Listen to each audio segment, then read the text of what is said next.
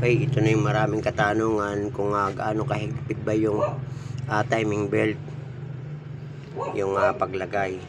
Ang timing belt kasi hindi po pwedeng pag idiniin ninyo at nailagay na ninyo yung hindi ninyo halos nagagalaw. At hindi naman po pwede yung maluwag na maluwag. Dapat yung tama lang, yung kagaya nito, ayan o. Na kapag inyong idiniin na ibababa na nyo ng kaunting-kaunti lang. Hindi po pwedeng mahigpit, hindi rin po pwedeng maluwag.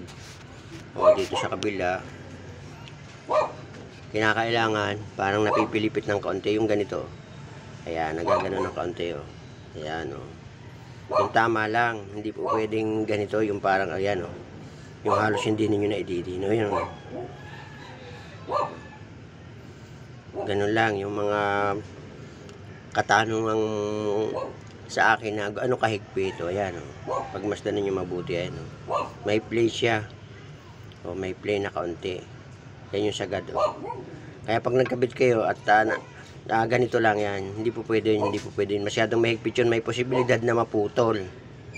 May posibilidad na maputol yung pag masyadong mahigpit, at masyado namang maluwag ay may posibilidad na maputol din, na ibig sabihin yung kanyang pinakangipin nitong timing belt umangat, mawawala sa timing.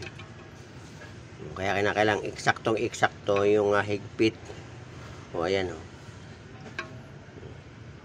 Kaya kapag kain yung medyo pipilipitin niya itong timing belt, magagano na yun ng kaunti. Ayan o, naiaangat. Ayan o. Ayan yung yan ang katamtamang lagayin. Ayan o. Ito subok na kasi nga nagagamit na at nakakabit na. Okay.